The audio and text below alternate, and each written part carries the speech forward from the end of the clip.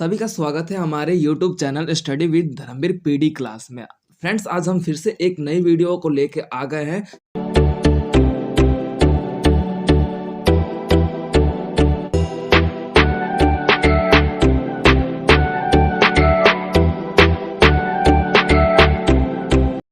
श्वेता, अब चुप हो जाओ, क्लास स्टार्ट हो गया है। ठीक है, हमारी परिभाषा की बात कर लेते हैं, हमारे क्वेश्चन की बात कर लेते हैं। तो ये आपका सेकंड ईयर का जो बुक है बीपीएससी 133 आपके तुलनात्मक राजनीति और शासन जो है, या फिर ठीक है। तो इसमें जो सेकंड ईयर का कोड है ये आपका बीपीएससी 133 है। तो इसके क्वेश्चन, मोस्ट इंपोर्टेंट क्वेश्चन की बात कर लेते हैं। एकात्मक और संघीय प्रणाली के बीच अंतरों को परिभाषित कीजिए। ये आपके मोस्ट इंपोर्टेंट क्वेश्चन में से आपके ये क्वेश्चन है। और इस क्वेश्चंस को एग्जाम में इस तरीके से पूछ सकता है कि एकात्मक व्यवस्था या फिर एकात्मक व्यवस्था तथा संघीय व्यवस्था के बीच अंतरों को परिभाषित कीजिए। ये क्वेश्चन आपको इस तरीके से भी पूछ सकता है, तो आपको कंफ्यूज नहीं होना है। ठीक है, गॉट इट एवरीवन। तो उस सिचुएशन में आपका जो आंसर होगा दोनों का सिमिलर होगा, जो मैं अभी लिखवाऊंगा वो भी। और तथा अगर इस क्वेश्चन को इस तरीके से पूछता है एकात्मक व्यवस्था तथा संघीय व्यवस्था के बीच अंतरों को परिभाषित कीजिए, उन दोनों का आंसर सिमिलर ही है। तो देखिए, एकात्मक व्यवस्था से हमारा तात्पर्य यह है कि एकात्मक व्यवस्था की परिभाषा की बात कर लेते हैं। तो एकात्मक व्यवस्था से हमारा तात्पर्य यह है कि जहां पर एक ही सरकार पाई जाती है, यानी कि एक ही सरकार पाई जाती है जो मुख्य रूप से वर्क करता हो, यानी कि एक आत्मक। देखो, एकात्मक व्यवस्था का जो शब्द है ना, यानी कि एक, ये जो शब्द है ये आपका देखने को मिलता है दो शब्दों के मेल से बना है। एक जमा में, जिसे हम इक बोलते हैं, एक जमा में आत्मक, यानी कि एक ही आत्मा हो, यानी कि बोल सकते हो एक ही शासन व्यवस्था हो, एक ही प्रणाली हो, एक ही बोल सकते हो कि शासन प्रक्रिया हो, वो आपका एकात्मक सरकार या फिर एकात्मक प्रणाली के अंतर्गत माना जाता है।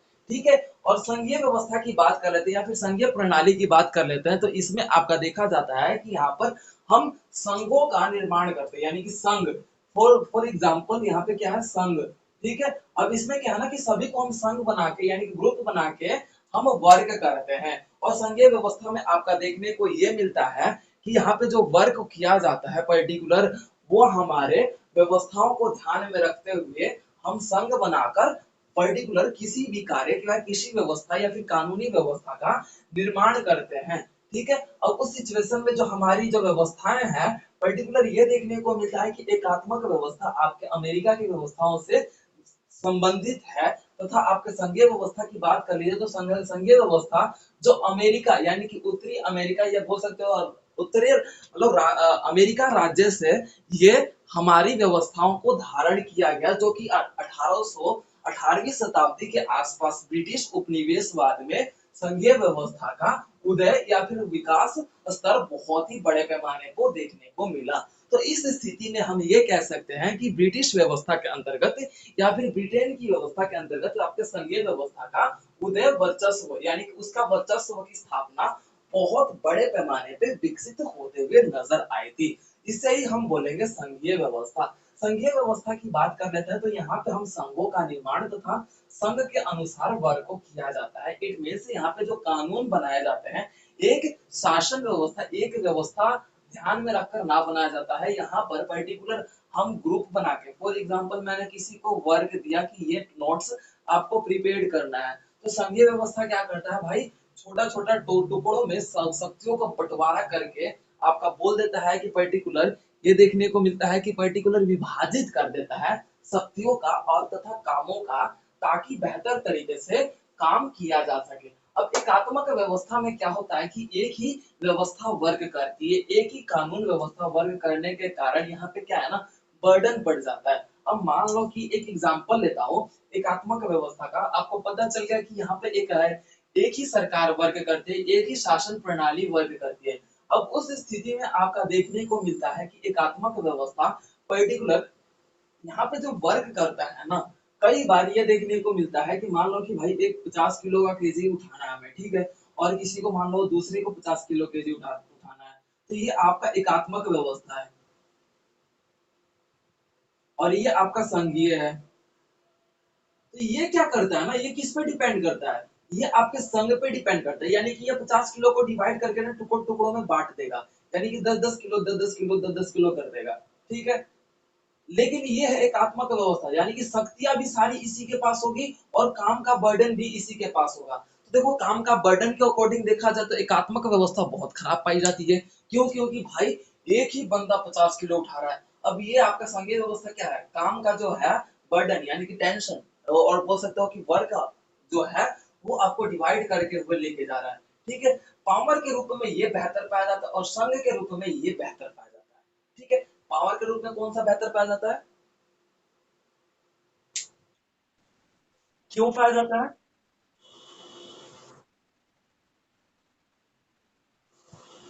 मैंने बहुत पहले ही बता दिया है कि देखो ये हमारा फिंगर है, अगर ये फिंगर ऐसे बन जाता है तो बोल सकते हो कि अगर किसी को लग जाता है थोबड़े पे तो उसका नक्शा चेंज हो जाता है, अगर ये होता है तो ये होता है दांत तो निकलते हैं बस। इट मीन समझ रहे हो?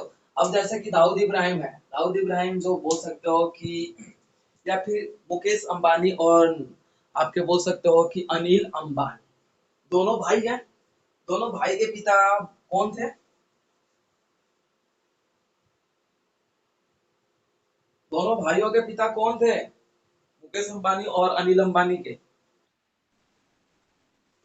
धीरू भाई अंबानी, वाह, बहुत अच्छी बात है। हाँ, बिल्कुल करेक्ट। धीरू भाई अंबानी। अब मान लो कि धीरू भाई अंबानी के पास 100 करोड़ रुपए थे। 100 करोड़ रुपए थे भाई, ठीक है। अब ये अनिल अंबानी और मुकेश अंबानी अगर ये अलग नहीं होते, अगर धीरू भाई अंबानी का पैसा बंटवारा नहीं होता, तो भाई ये 100 करोड़ इकट्ठा होता, तो धीरू भाई अंबानी और मुकेश अंबानी आज एक हो जाए ना, तो आपके रिचेस्ट पॉपुलेशन या फिर रिचेस्ट पर्सन में आपका बोल सकते हो कि इनका नाम दूसरे और तीसरे स्थान से भी पहले पे आ जाएगा, इस तरीके से। ठीक है, क्यों? क्योंकि भाई क्या है, इनके पैसों का बंटवारा हो चुका। तो पावर के रूप में देखा जाए, अगर पैसे का बंटवारा हो जाता है, तो वो आप यानी कि पावर का जो देखा जाए, पावर के रूप में एक अगर सरकार होती है ना, उसके पास सारी शक्तियां होती हैं तो वो बेटर पाई जाती है। लेकिन संघीय व्यवस्था की बात की जाए तो उसमें अगर वर्ग की बात की जाए तो संघीय व्यवस्था बेहतर पाया जाता है।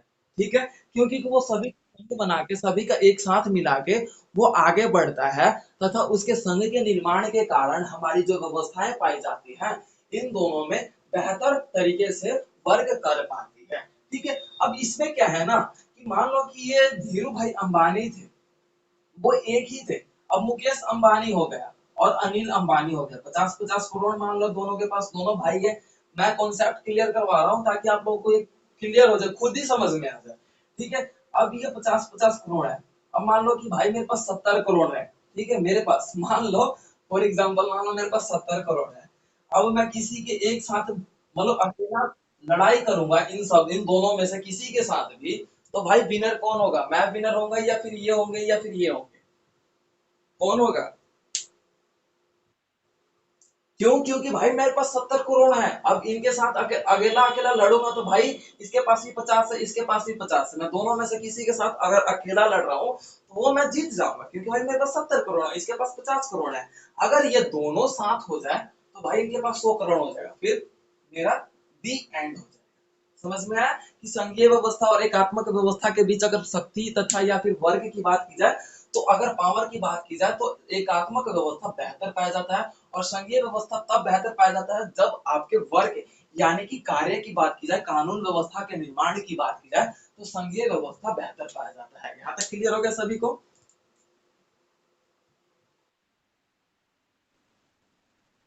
अब इन दोनों के बीच ये आपका अंतर समझ में आ गया, यहाँ तक अंतर समझ में आ गया। अब देखो एकात्मक व्यवस्था जो है ना, पूर्णतः ये देखने को मिलता है कि जो काम करता है ना, ये आपके व्यवस्थाओं पर काम करता है। जैसे एकात्मक व्यवस्था की आपकी सबसे बड़ी बुराई क्या है ना, कि इसके प्रणाली के बीच अंतरों की बात की जाए तो यहाँ पे इसकी सबसे कमी क्या हो जाती है कि यहाँ पे शक्तियों का जो बंटवारा ना होने के कारण यहाँ पे जो शक्ति होती है, निरंकुशता व्यवस्था पाई जाती है, यानी कि यहाँ पे निरंकुश हो सकता है। अब मान लो कि भाई यहाँ पे क्या है, अनिल अंबानी, अनिल को मान लो मैंने लिख दिया अनिल अंबानी जो भी है एनीथिंग एल्स। भाई मान लो कि धीरू भाई अंबानी बस इसी को लोग रुपए पैसे दे रखे हो, ठीक है, और इसी को दे रखे हैं। भाई मुकेश अंबानी भी उसके साथ है, कोई नहीं पता, जब तक साथ है तब तक कोई दिक्कत नहीं है। लेकिन अब ये बताओ कि अनिल अंबानी के पास उसके पापा अगर हजार मतलब 100,000 100 करोड़ रुपए अगर दे देते, तो भाई अनिल भाई अपने भाई ये भी आ जाता कि भाई मेरे को 100 करोड़ का जायदाद समझ आ जाता। एक आत्मा को व्यवस्था में क्या होता है ना कि जो शासन करने वाला व्यक्ति होता है वो एक ही सरकार होता है। तो उस स्थिति में ये आपका शासन करता है कभी कभी गलत, यानी कि निरंकुश होकर करता है। निरंकुश इट मीन्स बोल सकते हो, जैसे कि एकात्मक व्यवस्था की बात कर ली जाए तो आपका बोल सकते हो कि जहां पर तानाशाह पाया जाता है साउथ कोरिया, यानी कि बोल सकते हो कि साउथ कोरिया का सबसे बड़ा तानाशाह, यानी कि विश्व में सबसे फेमस तानाशाह किससे जाना जाता है? कौन है विश्व में सबसे ज्यादा सबसे बड़ा तानाशाह? अरे किम जोंग, अरे किम जोंग का नाम आता है, साउथ कोरिया का किम जोंग। ठीक है, तो उस सिचुएशन में आपका देखा जाता है भाई किम जोंग के अलावा और कोई वहां पे शासन नहीं कर रहा, तो एक आत्मक व्यवस्था देखने को मिल रहा है। नॉर्मल लैंग्वेज में एक बात कहूं तो, सिंपल लैंग्वेज में, ठीक है, तो वो भाई उसके विपक्ष में कोई नहीं है, उसका शासन मतलब उसका विपक्षी कोई नहीं है, उसका विरोध करने वाला भी कोई नहीं है। तो अब उस सिचुएशन में ये बताओ कि भाई वो निरंकुश हो सकता है या नहीं हो सकता? अब मान लो कि एक स्टूडेंट है, क्लास में टॉपर है, अब टॉपर स्टूडेंट का डिबेट करने वाला कोई नहीं है, कोई दूसरा उसके साथ में मतलब डिबेट कर सके, उसके इतना इंटेलिजेंट हो। भाई एक टॉपर स्टूडेंट की सबसे बड़ी कमी क्या हो जाता है ना, उसे घमंड हो जाता है कि भाई मेरी क्लास में मैं टॉपर आता हूँ, तो मैं टॉप करता हूँ। उस सिचुएशन में क्या है कि उसमें निरंकुशता की भावना आ जाती है।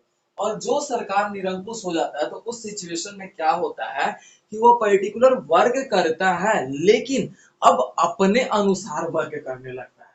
ठीक है, वो लोगों की भावना, लोगों के अधिकार, लोगों के जो राइट्स जो है उसको भूल जाता है, लोगों की स्वतंत्रता को भूल जाता है, न्याय के अनुसार वर्ग करना ये भी भूल जाता है, लोगों के विकास के लिए वर्ग करना ये भी भूल जाता है। एकात्मक व्यवस्था की सबसे बड़ी कमी ये है। अब संघीय व्यवस्था की सबसे बड़ी इसमें क्या पॉइंट हो जाता है कि यहाँ पे संघ यानी कि शक्तियों का बंटवारा हो जाता है। ठीक है, तो शक्तियों का बंटवारा होने के कारण यहाँ पे सबको अलग अलग शक्तियां दी जाती है, अपने अनुसार उन्हें शक्तियों में बांटा जाता है।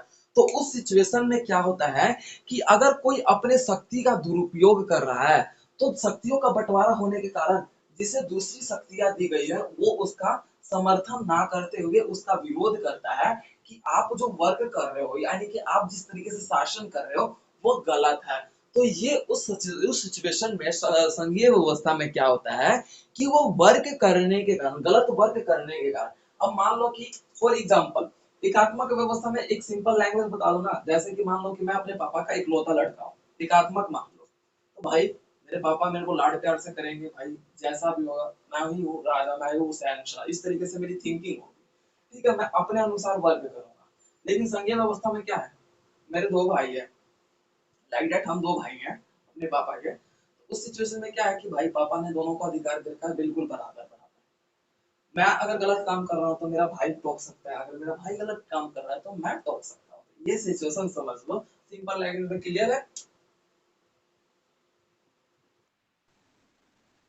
इस संघीय व्यवस्था में सबसे बड़ी प्रॉफिट यानी कि बोल सकते हो सकारात्मक सोच ये हो जाता है कि यहाँ पे शक्तियों का बंटवारा होने के कारण निरंकुशता की जो भावना होती है, यानी कि निरंकुश होने की जो भावना होती है वो पूर्णतः समाप्त हो।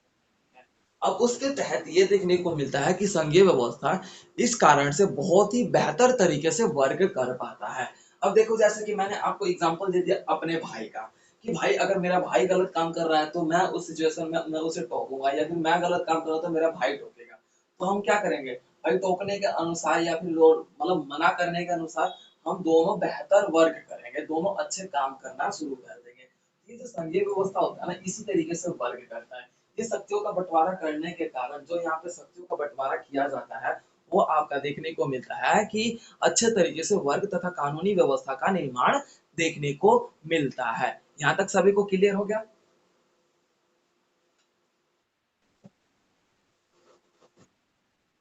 कोई ऐसा स्टूडेंट जो क्लियर ना हुआ उसे?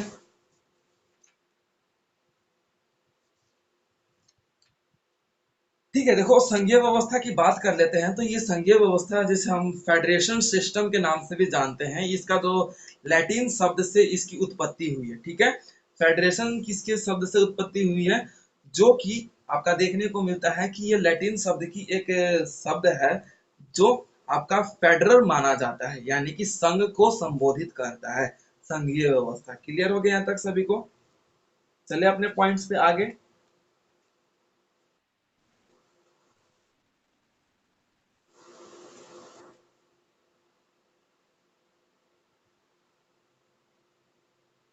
ठीक है, तो अब उसके बाद हमारा बात कर लेते हैं संघीय व्यवस्था के अलग पॉइंट, या फिर बोल सकते हो इन दोनों के बीच अंतरों की बात कर लेते हैं। देखो एकात्मक व्यवस्था है ना, वो सरकारी की व्यवस्थाओं को बेहतर तरीके से करने में सक्षम और असक्षम दोनों पाया जाता है। इट मीन्स कि बोल सकते हो कि ये सरकार को चलाने के लिए बेहतर भी देखा जाता है तथा असक्षम भी देखा जाता है। अब भाई ये असक्षम कैसे देखा जाता है?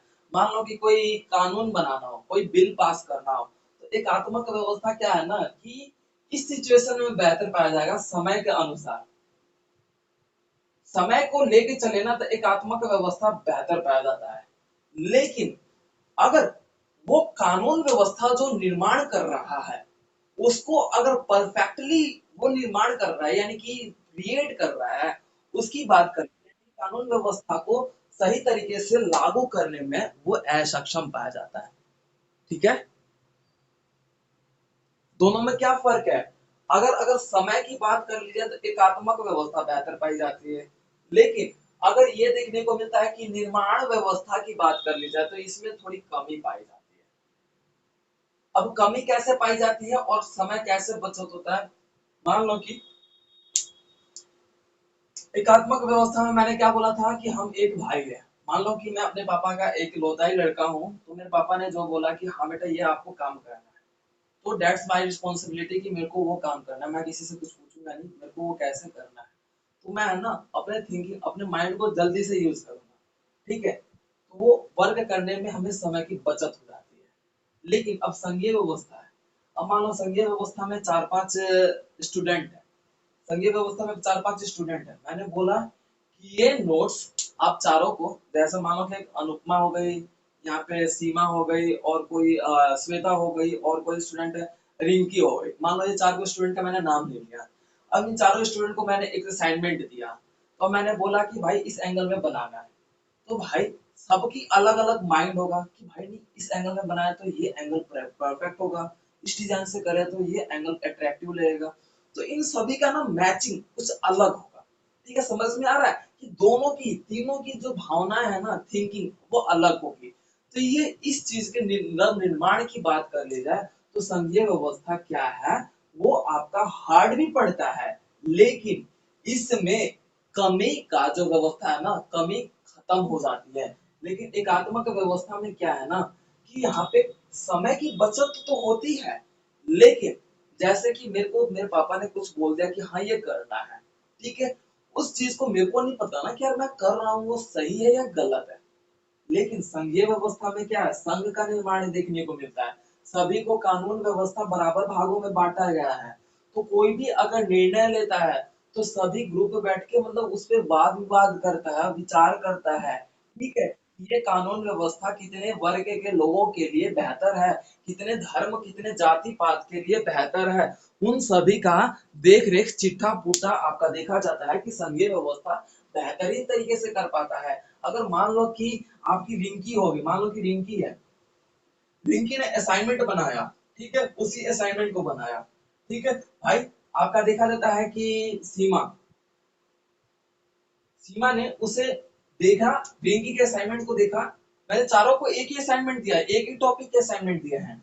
अब रिंकी ने असाइनमेंट बनाया, सीमा में एनालिसिस की करेगी, श्वेता भी एनालिसिस करेगी, और आपका देखा जाता है अनुपमा भी उस असाइनमेंट को एनालिसिस करेगी। तो जो कमी होगी ये तीनों उस कमी को निखार के आगे लाएंगे। तो संघीय व्यवस्था की ये एक बेहतरीन टाइम देखने को मिलता है। लेकिन अब क्या है, मान लो कि रिंकी ने असाइनमेंट्स बनाया, सीमा भी उससे कमी बताएगी, उसमें सही है या गलत वो बताएगी। तो इसमें क्या होता है, समय लगता है। तो इसमें समय की खपत होती है, इसमें समय की बचत होती है। लेकिन परफेक्ट एंगल में समय नीति व्यवस्था का निर्माण आपका संघीय व्यवस्था करता है। क्लियर हो गया यहाँ तक?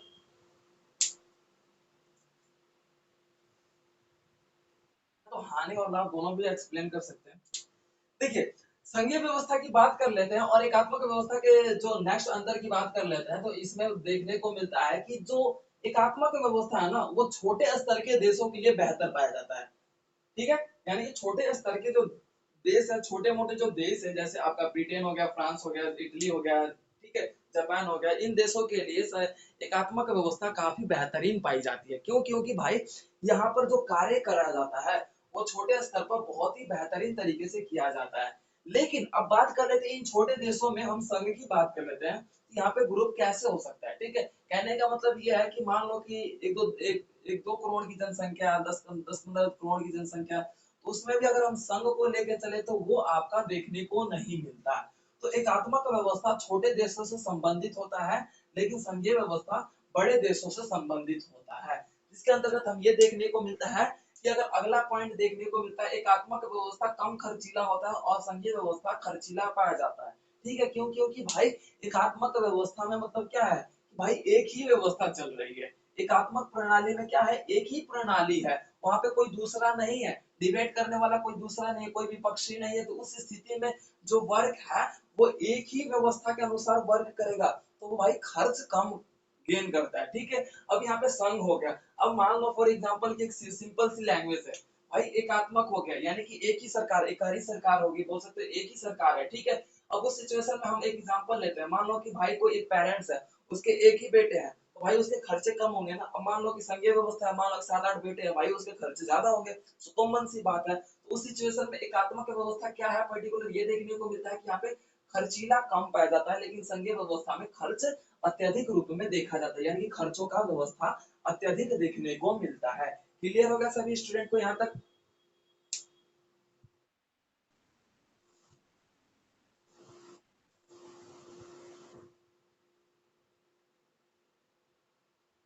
अब मेरे को ये बताओ कि यहाँ पे एकात्मक व्यवस्था लचीला होता है या फिर संघीय व्यवस्था लचीला होता है?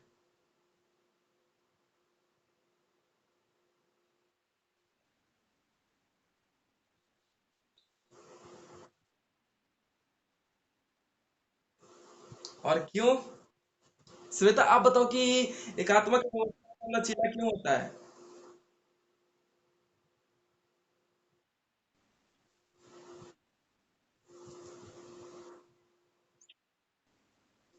सोचने के लिए time मिलता है।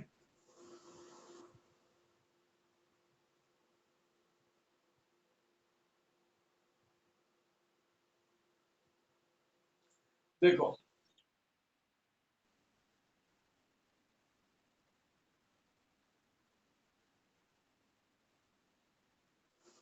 गुड।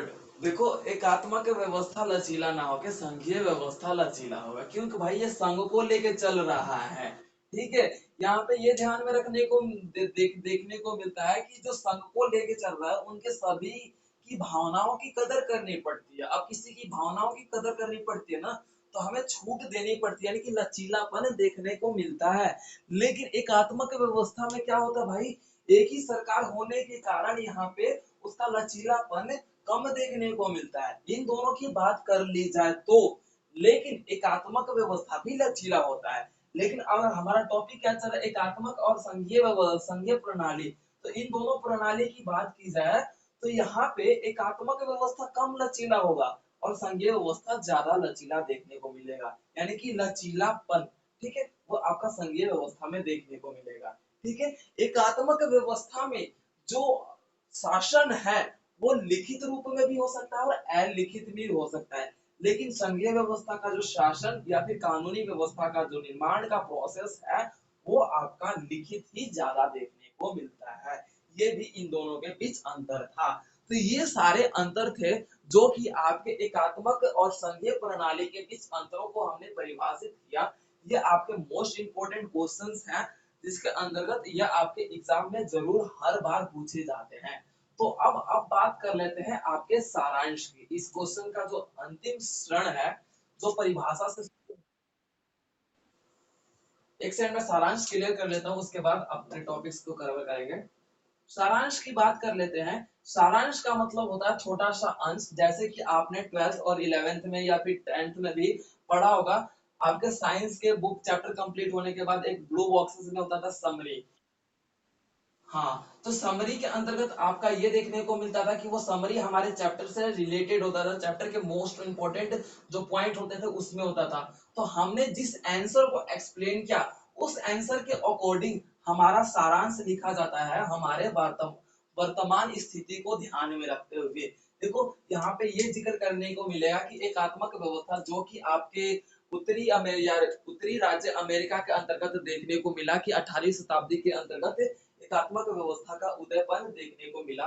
और इस स्थिति में हमें ये देखने को मिलता है कि जो आपका सारांश है एकात्मक व्यवस्था के अंतर्गत हमारी एक गहरी सरकार या फिर एक गहरी व्यवस्था को दर्शाता है। लेकिन संघीय व्यवस्था आपके अलग अलग संघ तथा अलग अलग कानून व्यवस्था को शक्तियों में बांटकर हमारी व्यवस्थाओं को दर्शाता है, जो कि हमारे सरकार तथा कानूनी व्यवस्था तथा हमारे शासन व्यवस्था तथा हमारे शासन प्रणाली का चलाने का जो प्रोसेस होता है संघीय व्यवस्था में, वो सबको शक्तियों के रूप में बांटा जाता है। तो ये आपका सारांश था। क्लियर है सभी को? तो हानि और लाभ दोनों भी एक्सप्लेन कर सकते हैं। देखिए, संघीय व्यवस्था की बात कर लेते हैं और एकात्मक व्यवस्था के जो नेक्स्ट अंतर की बात कर लेते हैं। तो इसमें देखने को मिलता है कि जो एकात्मक व्यवस्था है ना, वो छोटे स्तर के देशों के लिए बेहतर पाया जाता है। ठीक है, यानी कि छोटे स्तर के जो देश है, छोटे मोटे जो देश है, जैसे आपका ब्रिटेन हो गया, फ्रांस हो गया, इटली हो गया, ठीक है, जापान हो गया, इन देशों के लिए एकात्मक व्यवस्था काफी बेहतरीन पाई जाती है। क्यों? क्योंकि भाई यहाँ पर जो कार्य करा जाता है वो छोटे स्तर पर बहुत ही बेहतरीन तरीके से किया जाता है। लेकिन अब बात कर लेते हैं इन छोटे देशों में, हम संघ की बात कर लेते हैं। यहाँ पे ग्रुप कैसे हो सकता है? ठीक है, कहने का मतलब ये है कि मान लो कि एक दो करोड़ की जनसंख्या, 10-15 करोड़ की जनसंख्या, तो उसमें भी अगर हम संघ को लेके चले तो वो आपका देखने को नहीं मिलता।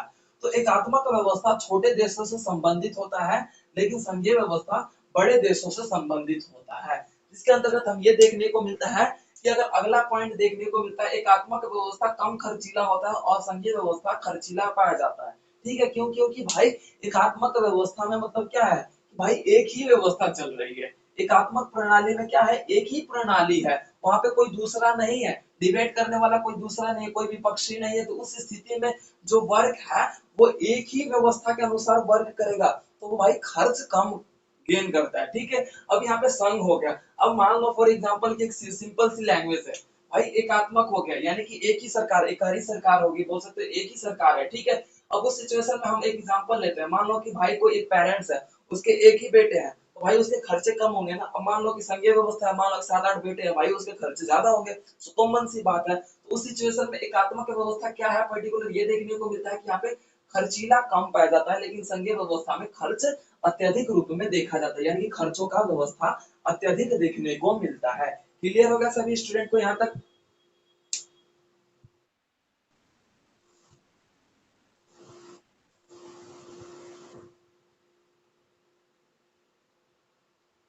अब मेरे को ये बताओ कि यहाँ पे एकात्मक व्यवस्था लचीला होता है या फिर संघीय व्यवस्था लचीला होता है?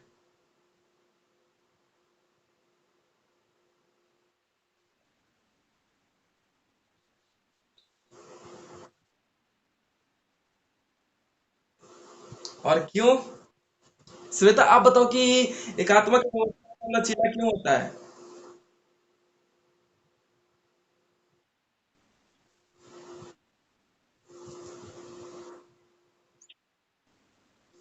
सोचने के लिए time है।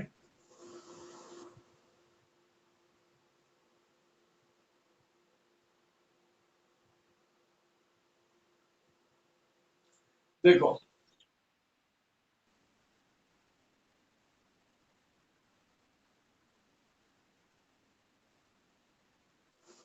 गुड। देखो, एकात्मक व्यवस्था लचीला ना होके संघीय व्यवस्था लचीला होगा, क्योंकि भाई ये संघ को लेके चल रहा है। ठीक है, यहाँ पे ये ध्यान में रखने को देखने को मिलता है कि जो संघ को लेके चल रहा है उनके सभी की भावनाओं की कदर करनी पड़ती है। अब किसी की भावनाओं की कदर करनी पड़ती है ना, तो हमें छूट देनी पड़ती है, यानी कि लचीलापन देखने को मिलता है।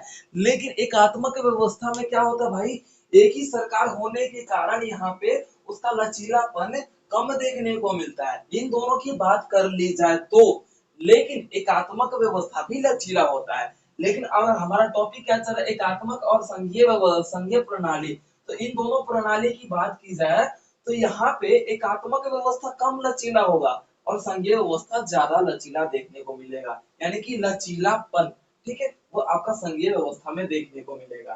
ठीक है, एकात्मक व्यवस्था में जो शासन है वो लिखित रूप में भी हो सकता है और अलिखित भी हो सकता है, लेकिन संघीय व्यवस्था का जो शासन या फिर कानूनी व्यवस्था का जो निर्माण का प्रोसेस है वो आपका लिखित ही ज्यादा देखने को मिलता है। ये भी इन दोनों के बीच अंतर था। तो ये सारे अंतर थे जो कि आपके एकात्मक और संघीय प्रणाली के बीच अंतरों को हमने परिभाषित किया। ये आपके मोस्ट इंपोर्टेंट क्वेश्चंस हैं जिसके अंतर्गत यह आपके एग्जाम में जरूर हर बार पूछे जाते हैं। तो अब बात कर लेते हैं आपके सारांश की। इस क्वेश्चन का जो अंतिम क्षण है, जो परिभाषा से, एक सेकंड में सारांश क्लियर कर लेता हूँ, उसके बाद अपने टॉपिक्स को कवर करेंगे। सारांश की बात कर लेते हैं। सारांश का मतलब होता है छोटा सा अंश, जैसे कि आपने 12th और 11th में या फिर 10th में भी पढ़ा होगा। आपके साइंस के बुक चैप्टर कंप्लीट होने के बाद एक ब्लू बॉक्सेस में होता था समरी। हाँ, तो समरी के अंतर्गत आपका ये देखने को मिलता था कि वो समरी हमारे चैप्टर से रिलेटेड होता था, चैप्टर के मोस्ट इंपोर्टेंट जो पॉइंट होते थे उसमें होता था। तो हमने जिस आंसर को एक्सप्लेन किया उस आंसर के अकॉर्डिंग हमारा सारांश लिखा जाता है, हमारे वर्तमान स्थिति को ध्यान में रखते हुए। देखो यहाँ पे ये जिक्र करने को मिलेगा कि एकात्मक व्यवस्था जो कि आपके उत्तरी राज्य अमेरिका के अंतर्गत देखने को मिला कि 18वीं शताब्दी के अंतर्गत एकात्मक व्यवस्था का उदयपन देखने को मिला। और इस स्थिति में हमें यह देखने को मिलता है कि जो आपका सारांश है एकात्मक व्यवस्था के अंतर्गत हमारी एक गहरी सरकार या फिर एक गहरी व्यवस्था को दर्शाता है, लेकिन संघीय व्यवस्था आपके अलग अलग संघ तथा अलग अलग कानून व्यवस्था को शक्तियों में बांटकर हमारी व्यवस्थाओं को दर्शाता है, जो कि हमारे सरकार तथा कानूनी व्यवस्था तथा हमारे शासन व्यवस्था तथा हमारे शासन प्रणाली का चलाने का जो प्रोसेस होता है संघीय व्यवस्था में, वो सबको शक्तियों के रूप में बांटा जाता है। तो ये आपका सारांश था।